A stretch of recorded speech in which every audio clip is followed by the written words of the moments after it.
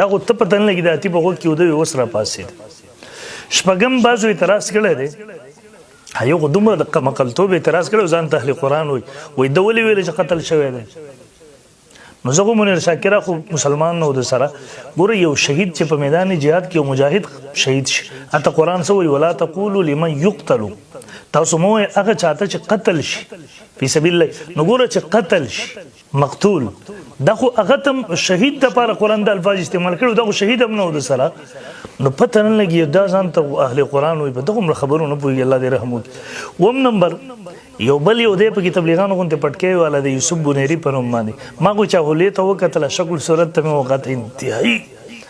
تعجب کې مې غورځېدم نو چېرې د دې شکل ته وګوره زه د بنیر علماو ته م وایم چې دې سړي ته لږ ورسه ورته وایي د ډمانو شکل صورت اختیار کړي بیا د ډمانو عقاید نظریات خپل کا د هغوی نظریات بیا خوروه خو دا شکل دی د ملایانو جوړ کړی دی او د علماو دی جوړ کړی دی او نظریات د منکرین حدیث خوری تایید د ډمانو کې نو دا شکل خو د ډمتوب جوړ کړه که نه کم از کم دا خو مه کوه ظالمه بدبخته. او دویم نمبر دی ما ته وایي ما د منیر شاکر زوی ته دعوت ورکړی و چې پلار په لاره مه ځه. نو خلکو د بعضو د هغې نه دا مطلب هغه سجده ورته چې د پښتنو د حق اواز موجود ما کله دغه ویلې زه خو ورته وایم د عقایدو هلته د عقایدو لفظ موجود دی ګوره اگر اسلام په خلاف په یو غلط عقایدو باندې روانو د هغې پرچار یې کوو دلته د انکاري حدیث فتنه ډېر په زور او شور سره خورول او هغه نسل یې تیار کړو چې نن امام بخاري رحمه الله پسې کنځل کوي نه حدیثو پسې ګډوډ وایي هغه نن وایي دا صلات نه مراد دا منځونه دا شیزونه نه دي مراد د حج نه وایي دا څیز نه دی مراد یاره حج خو بس دا خو به یو میټینګ کېدو د اقوام متحده په شان دی او دا عمره خو دا به اچانک ایمرجنسي میټینګ به و کانفرنس به و دا په کومو ګډوډو سره د هغه نسل تیار کړی دی. او زه د یوسف بنیري ته م وایم چې راشه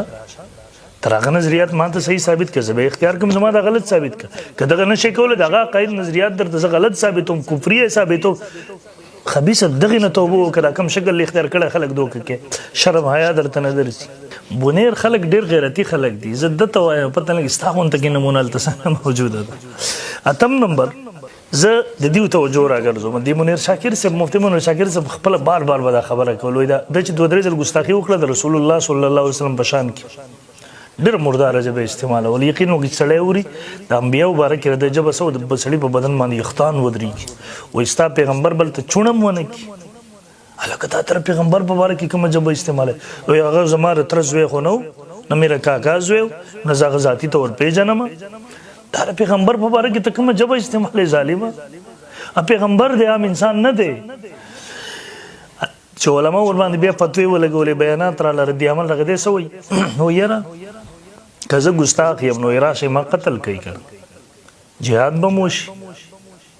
غذا به وکوي دې زوی یې په دې باندې کلیپ کړی نو اگر چې موږ د دې څیزونو نه یو قایل که یو ګستاخ قتل کویم دا به حکومت قتل کوي د امي سړي کار نه دی دا هغې لپاره عدالتونه شته دی حکومتونه شته دی خو ها تا بار بار په خپله دعوت ورکول که اوس څوک راله تاسو اوس د مګرمچ غوندې اوښکې ولې بیوئ دا خو خپله ستاسو خلکو ته بار بار دعوت راشه او دا وکړو دا وکړو که خلکو ته م غیرت ورکوو نو به چېرته څوک به پېښ شوی موږ د هغې نه څه خبر دي خو بهرحال زه بیا هم وایم موږ ته دغه څیز نه یو قابل. نهم نمبر